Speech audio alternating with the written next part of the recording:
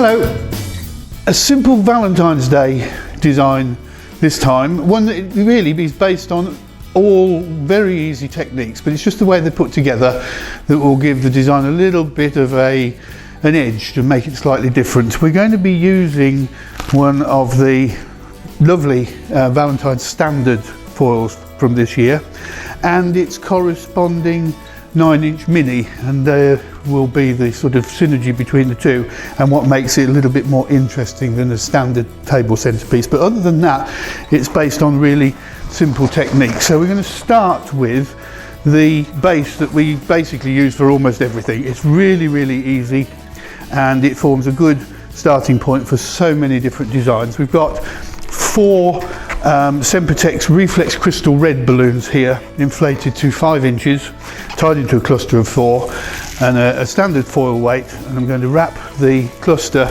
around the collar of the weight here. So hold the tassel in one hand with the weight sticking out to one side, push it between the balloons like that, twist these two over so that it locks into place, and we have the weight on one side, tassel on the other, and it will sit nice and firmly on the table. Then take another cluster. This is Centrepieces Reflex Gold. These are inflated to 4 inches, tied into a cluster of 4 again. Just take one of the necks, sit the cluster on the top, pull the neck down underneath one of the red balloons, back up again and round a couple of times to secure it. And there is the base completed. So it's very quick, very simple. Air inflate the foil balloon. You can do it with a hand pump or you can do it with an electric pump, whatever is easiest for you. Don't overinflate, just till it's nice and firm.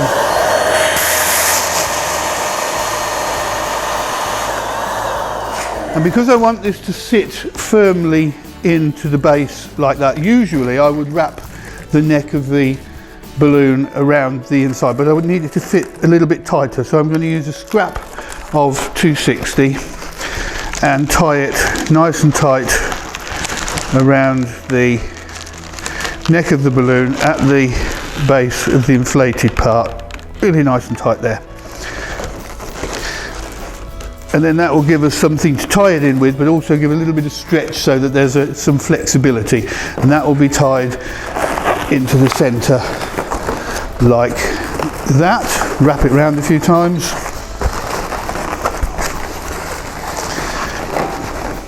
And then I wanted to sit offset, but I'm going to add in an extra layer with a Reflex Heart balloon. So this is a 14-inch Centrepieces Reflex Heart.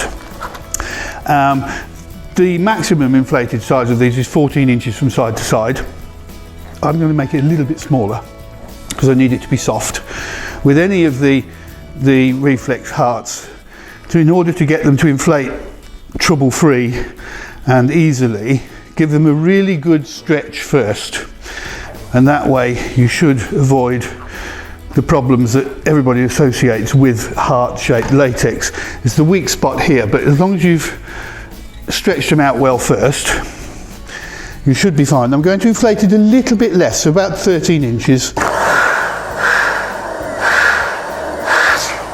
About there. So there's a little bit of give still in the balloon itself, so it's not going to, there's no danger of it popping.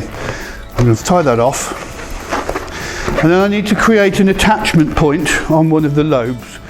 You can do it by putting a small bead of something that we would call a raisin, do a raisin twist into the end, but with the hearts it's actually not necessary. You can just get hold of the tip of it there like that, twist it, and then tie that off with another scrap of 260, nice and tight all the way around, and then tie a knot, and that will give you that attachment point on the lobe of the heart that you can then add extras to. So it's really quick and easy to do that. Take the neck of the balloon, pull it into the center here, wrap it round,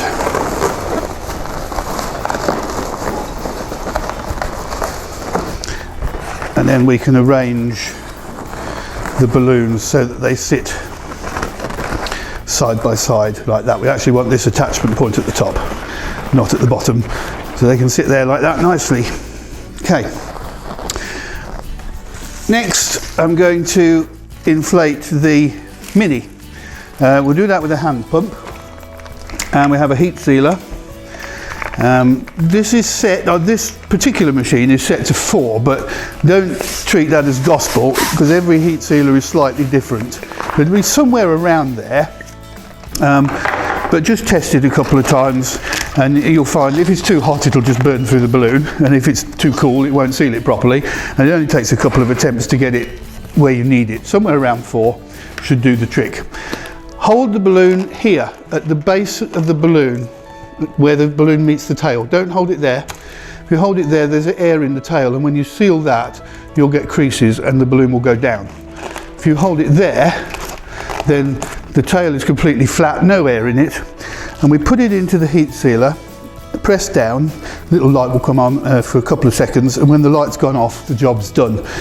But you can increase your chances to nigh on 100% success by pulling the balloon as you're sealing, and that way instead of having a thin seal across there which could possibly have a crease or a gap in it, you'll stretch the seal out and it'll be centimetre wide possibly, and completely seal the balloon really, really well. So put it in, press it down, and immediately pull just to slide the neck through, and that gives you a nice wide flat seal with no creases, perfect seal just about every single time, and it makes using mini balloons in your designs really, really simple.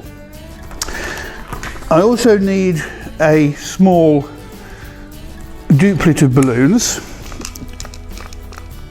here, so I'm going to use a 5-inch Reflex Gold. Inflate it quite big, give it a squash, let it down quite small, don't need to measure, and then tie it off so that it's really, really squashy. So I've tied it off sort of halfway between the balloon and the knot, so I've got plenty of squash here, which means I can twist this in half to get 2 smaller balloons and use the neck just to wrap round and tie it so they don't come undone. And then lastly, we have a Reflex Crystal Red 260, fully inflated and then air let out so that it's again quite soft. Fold it in half, find where the middle is. Attach that using the bits of 260 that are left here. And then I'm going to loop these around the heart. So just give it a bit of a stretch to soften it, and take it around there and twist it here and in through there, so that so I want it to go down a little bit lower. That's better there. I want to go in here so that it actually crosses the heart nicely, so we'll just pull it in through there like that. Perhaps if I turned it around so I could see what was going on, it might be easier. There we go. And then we'll do the same at the back. Loop it around, twist it, pull it through. And I'm quite happy to leave the ends sticking out to the side. Let's just rearrange our clusters a little bit so they sit right.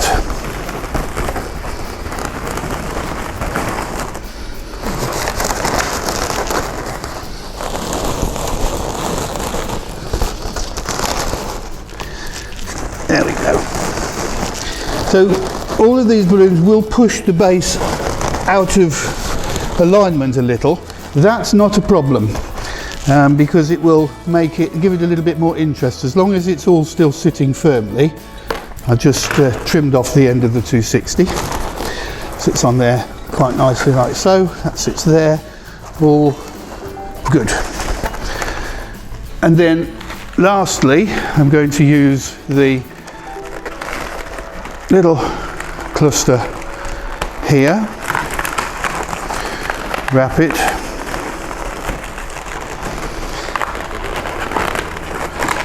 like so, and then the mini balloon will sit there.